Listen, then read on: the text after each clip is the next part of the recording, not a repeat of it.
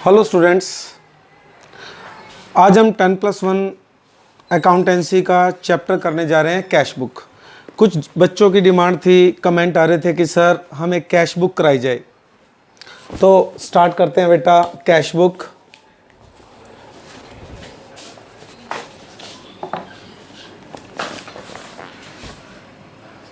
Cash book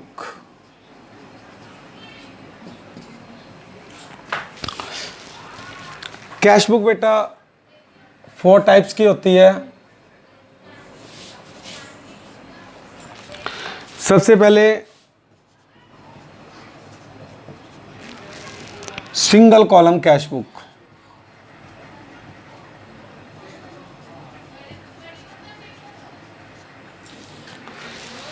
फिर होती है डबल कॉलम कैश बुक। अब ये जो डबल कॉलम कैश बुक है, ये हमारी 3 तरह की हो सकती है। डबल कॉलम, इसके अंदर 2 कॉलम निकल सकते हैं, या तो discount plus cash,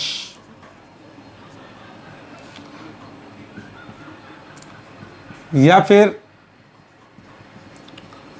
discount plus bank, और या फिर कैश प्लस बैंक। जो ये सिंगल कॉलम है, इसमें तो एक ही कॉलम रहेगा,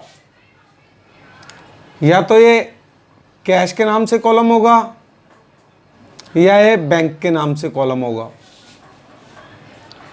पर जो हमारी डबल कॉलम कैश बुक है, उसमें 2 कॉलम होने चाहिए, या तो डिस्काउंट के साथ कैश होगा, या डिस्काउंट के साथ बैंक होगा, या कैश के साथ बैंक होगा। Triple column cash book,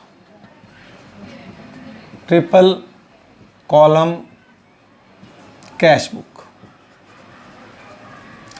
as पर नेम सुजेस्ट, जैसे कि इसके नाम से पता लग रहा है ट्रिपल कॉलम, इसके अंदर 3 कॉलम होंगे। एक तो डिस्काउंट का, प्लस कैश और प्लस बैंक, उसको हम ट्रिपल कॉलम कैश बुक बोल देते हैं। और फोर्थ है हमारी पैटी कैश बुक। ये छोटे मोटे खर्चों के लिए होती है। तो एक बार दोबारा से रिवाइज करते हैं। कैश बुक हमारी 4 तरह की होती है, single column, double column, triple column और पैटी कैश बुक। जो सिंगल कॉलम है, उसमें एक ही कॉलम होगा, चाहे तो वो कैश का हो और चाहे वो बैंक का हो। डबल कॉलम कैश बुक में 3 तरह से हो सकती है। इसमें 2 कॉलम पाए जाएंगे, एक डिस्काउंट के साथ कैश, एक डिस्काउंट के साथ बैंक और एक कैश के साथ बैंक। ट्रिपल कॉलम में ये एक ही टाइप की है, इसमें 3 कॉलम पाए जाएंगे, डिस्काउंट का, कैश का और बैंक का। और एक फोर्थ होती है सबसे last petty cash book. Petty जो छोटे मोटे खर्चों के लिए की जाए। आज मैं आपको सिंगल कॉलम कैश बुक का एक क्वेश्चन कराने जा रहा हूं। सिंगल कॉलम कैश बुक,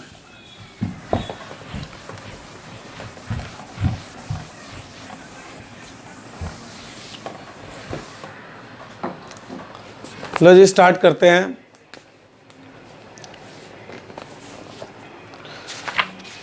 मैं ये जो सम कर रहा हूं, प्रैक्टिकल सम कर रहा हूं, डीके गोयल बुक है हमारी, डीके गोयल +1 अकाउंटेंसी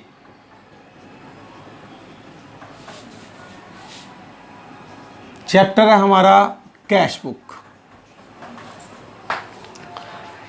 तो स्टूडेंट्स, मैं आपको बता दूं, जैसे मैं यहां क्वेश्चन पढ़ूंगा, आपने राइट साइड में देखना है,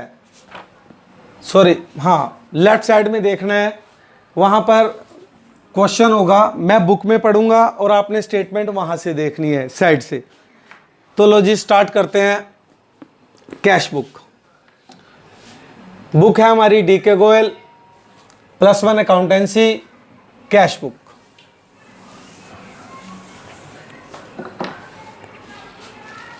single column cash book, single column cash book. इसको ड्रॉ कैसे करना है, ये लास्ट में हम यहां पर बेटा सम लगा देंगे। तो सिंगल कॉलम कैश बुक में सबसे पहले क्या करना है, हमने ये हमारी जो कॉपी होगी उसके बिल्कुल मिड में एक लाइन खींचनी है। ये डेबिट साइड है और ये क्रेडिट साइड है। सबसे पहले डेट का कॉलम, फिर उसके बाद रिसिप्ट्स,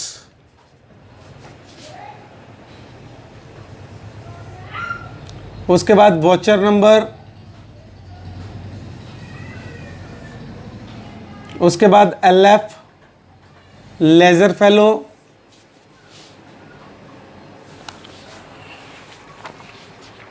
और कैश। इसी तरह डेट, फिर उसके बाद पेमेंट,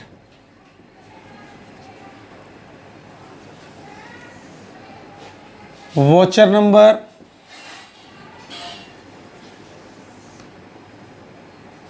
LF और कैश। तो स्टार्ट करते हैं जी।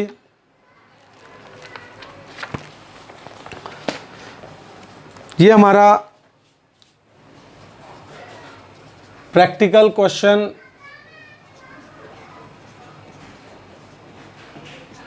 फर्स्ट है डीके गोयल की बुक।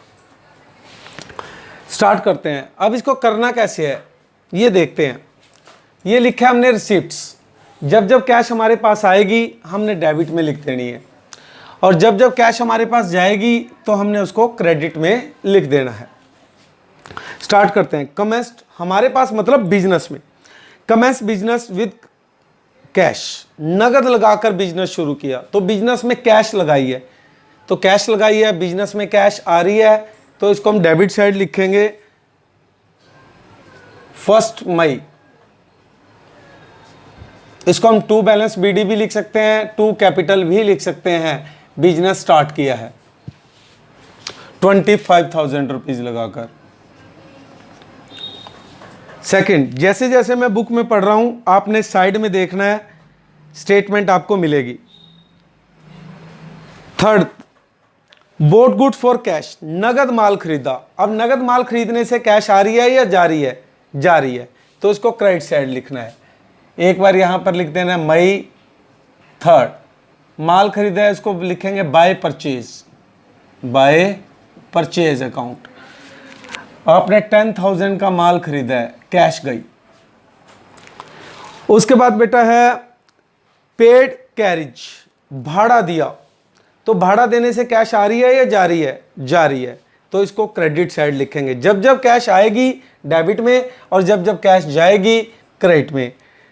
तो 3 तारीख को आपने कर्टेज दिया, कैरिज दिया, कैरिज था आपका 200 रुपीज का। Next, sold good for cash, नगद माल बेचा, तो नगद माल बेचने से कैश आ रही है या जा रही है? आ रही है, तो इसको डेबिट साइड लिखेंगे।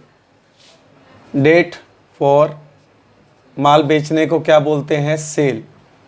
कितने की सेल की है बेटा? 6,000 की, तो आपने 6,000 लिख दिया। फिर उसके बाद रिसीव्ड फ्रॉम राम, राम से मिले, तो राम से मिले हैं, कैश आई है या गई है? आई है, तो इसलिए इसको डेबिट में लिखेंगे।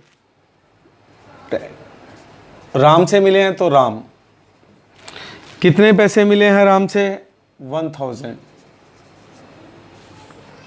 नेक्स्ट, पे टू शिव कुमार, शिव कुमार को दिए, कैश आई है या गई है बेटा? गई है, तो इसको कहां पर लिखेंगे? Credit side. 12 by Shiv Kumar, आपने शिव कुमार को 2600 रुपीज कैश दी है, कैश चली गई। Next entry 15th, cash cell, नगद माल बेचा, तो नगद माल बेचने से कैश आ रही है या जा रही है? आ रही है, तो हम इसको कहां लिखेंगे? Debit side. टू सेल, हमने जो माल बेचा है 8400 का। क्लियर? नेक्स्ट,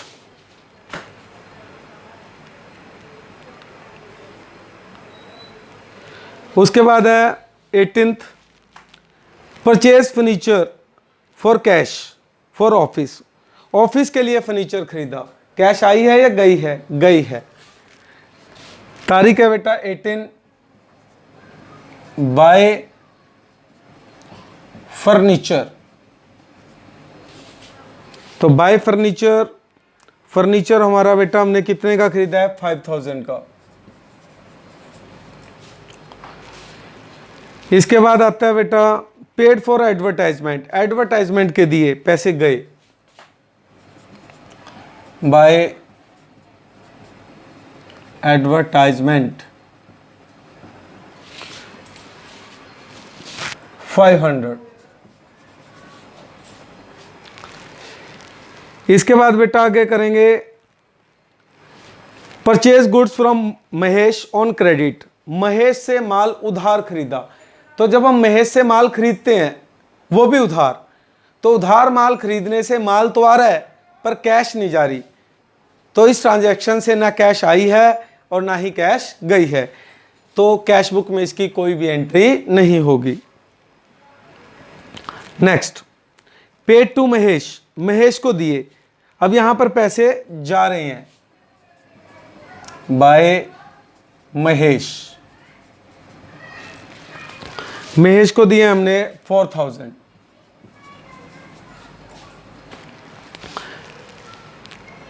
पेड वेजेस, मजदूरी दी, पैसे आए हैं गए हैं? गए हैं, इसलिए क्रेडिट साइड लिखेंगे, बाय वेजेस। और तारीख है बेटा 25 और अमाउंट है 400। रिसीव्ड फॉर कमीशन, कमीशन के मिले, पैसे आए हैं, इसको कहां लिखेंगे? Debit side. टू कमीशन, तो कमीशन मिली हमें आई थिंक 1500 रब हुआ है। Next, withdraw for private use, आपने पर्सनल यूज के लिए निकाले, तो पैसे निकालने से कैश कम हो जाएगी, पर्सनल यूज को बोलते हैं बाय ड्रॉइंग। तारीख 28 2200। नेक्स्ट, पेड सैलरी, सैलरी दी, पैसे गए, बाय सैलरी 700। सभी ट्रांजैक्शन बेटा खत्म हो गई है, अब हम इसका टोटल करेंगे।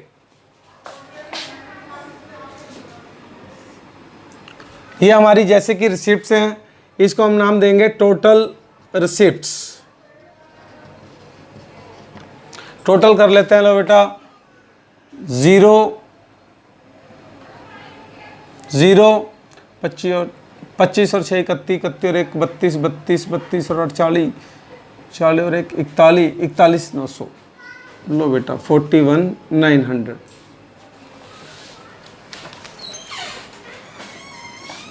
तो इसका टोटल करेंगे 25 600, इसको हम नाम देंगे टोटल पेमेंट्स का, टोटल पेमेंट्स। तो हमने मई मंथ में हमारे पास टोटल जो पैसा आया है वो 41,900 रुपीज़ आए हैं और हमने पेमेंट जो की है वो 25,600 की है। ये सेम सीध में लिखना है। अब आपने बेटा ये चेक करना है कि दोनों में से टोटल किस साइड का ज़्यादा है। डेबिट साइड का ज़्यादा है, आपने उसको इस तरह से लाइन लगानी है और लास्ट में 41,900, सेम सीध में 41,900 और इस 41,900 में से 25,600 माइनस करें तो 16,300 by balance carry down. May month है, इसमें 31 डेज होते हैं।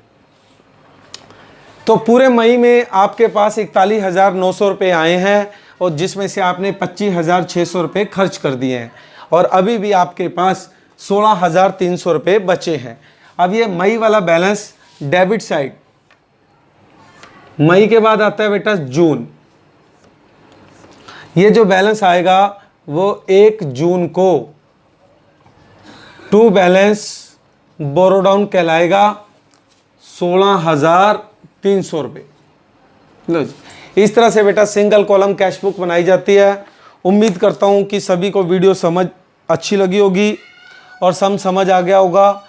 अगर आपको वीडियो अच्छी लगी है तो प्लीज़ लाइक और शेयर ज़रूर करें। Thank you.